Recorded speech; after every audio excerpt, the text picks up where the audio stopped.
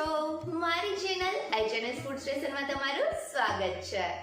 રક્ષાબંધન ઉપર બજારમાંથી મીઠાઈ લાવવાની જગ્યાએ ઘરે જ ફક્ત 10 મિનિટમાં બનતા મનભાવન લાડુ બનાવીશું। આ લાડુ બનાવવા ખૂબ જ સરળ છે, તો ચાલો ન તો માવો અને ન તો ચાસણી બનાવવાની ઝંઝટ વગર ખૂબ જ સરળતાથી બની જતા આ મનભાવન લાડુ બનાવવાની શરૂઆત કરીએ। મનભાવન લાડુ બનાવવાની શરૂઆત કરીએ તે પહેલાં એક બાઉલમાં 1 ચપટી કેસર લઈ તેમાં 1 ચમચી દૂધ ઉમેરીને કેસરને પલાળી દેશું। આ પલાળેલા કેસરને સાઈડમાં રાખીને આપણે લાડુ બનાવવાની શરૂઆત કરીએ। તો તેના માટે સૌથી પહેલાં એક જાડા તળિયાવાળું વાસણ લઈ તેમાં 2 ટેબલસ્પૂન ઘી ગરમ કરીશું। ઘી ઓગળી જાય એટલે તેમાં 2 કપ ઝીણું ખમણેલું સૂકું નાળિયેર ઉમેરીશું। આ રીતે ઝીણું ખમણેલું નાળિયેર બજારમાં ઇઝીલી મળી રહે છે। હવે આ નાળિયેરને ઘી સાથે સરસ રીતે મિક્સ કરીને 3 થી 4 મિનિટ માટે મીડિયમ ટુ લો ફ્લેમ ઉપર શેકી લેશું। આ રીતે નાળિયેરને શેકવાથી તેનો ટેસ્ટ અને સુગંધ બંને બમણી થાય છે। આ કોપરાનું છીણ શેકાય ત્યાં સુધીમાં જો હજી સુધી તમે મારી ચેનલને સબસ્ક્રાઇબ નથી કરી તો નીચે આપેલા સબસ્ક્રાઇબ બટન પર પ્રેસ કરો અને બાજુના બેલ આઇકન પર ક્લિક કરો, જેથી મારા નવા વિડીયોનું નોટિફિકેશન તમને મળતું રહે। 3 થી 4 મિનિટ જેવું શેકાયા પછી હવે નાળિયેરની મસ્ત સુગંધ આવે છે, તો હવે તેમાં 1/4 કપ જેટલું ફ્રેશ ક્રીમ ઉમેરીશું। ફ્રેશ ક્રીમની જગ્યાએ અત્યારે હું ઘરના દૂધની મલાઈ જ ઉમેરું છું। જો તમારી પાસે આ મલાઈ ના હોય તો તમે ફ્રેશ ક્રીમ લઈ શકો છો।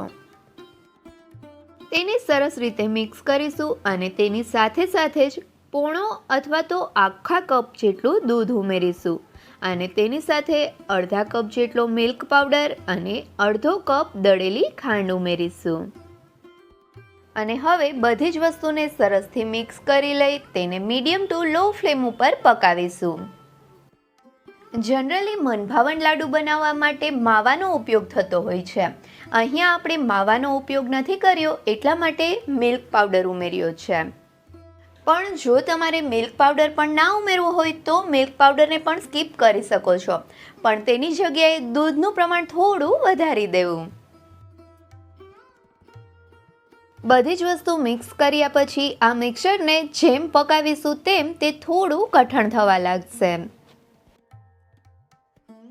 4 થી 5 મિનિટ જેવું લો ફ્લેમ ઉપર પાક્યા પછી અહીંયા જોઈ શકાય છે કે આ મિક્સર વાસણમાંથી છૂટું પડવા લાગ્યું છે, એટલે કે તેમાંથી ઘી થોડું છૂટું પડવા લાગ્યું છે અને તે બરાબર રીતે કઠણ પણ થઈ ગયું છે।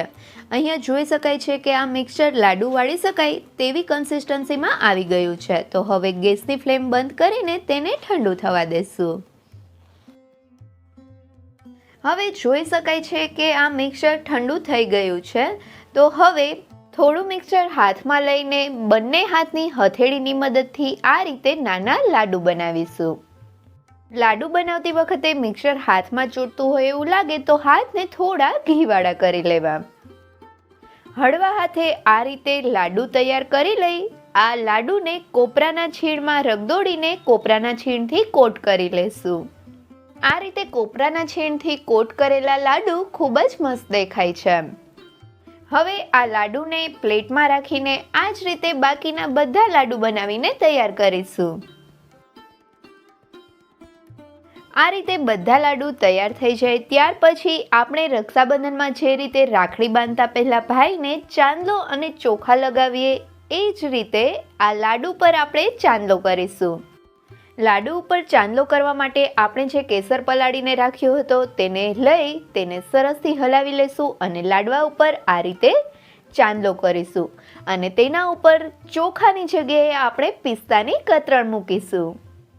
તો હવે આ રક્ષાબંધનના શુભ પર્વ ઉપર ભાઈને લાડુ ખવડાવતા પહેલા બધા જ લાડુ ઉપર ચાંદલો અને આ રીતે પિસ્તા લગાવીને લાડુને તૈયાર કરીશું। રક્ષાબંધન ઉપર ખૂબ જ સરળતાથી બની જતા અને ખાવાની ખૂબ જ મજા પડે તેવા આપણા મનભાવન લાડુ તૈયાર છે। તો તમે પણ આ રક્ષાબંધન ઉપર ઝડપથી ફક્ત 10 જ મિનિટમાં બની જતા મનભાવન લાડુ ઘરે જરૂરથી બનાવજો। અને મને કમેન્ટ કરીને કહેજો કે તમને મારી રેસીપી કેવી લાગી. રેસીપી ગમે તો વિડીયોને લાઈક કરજો અને તમારા ફ્રેન્ડ્સ સાથે શેર પણ કરજો. અને હા, મારી ચેનલને સબસ્ક્રાઈબ કરવાનું ભૂલતા નહીં. Thank you so much.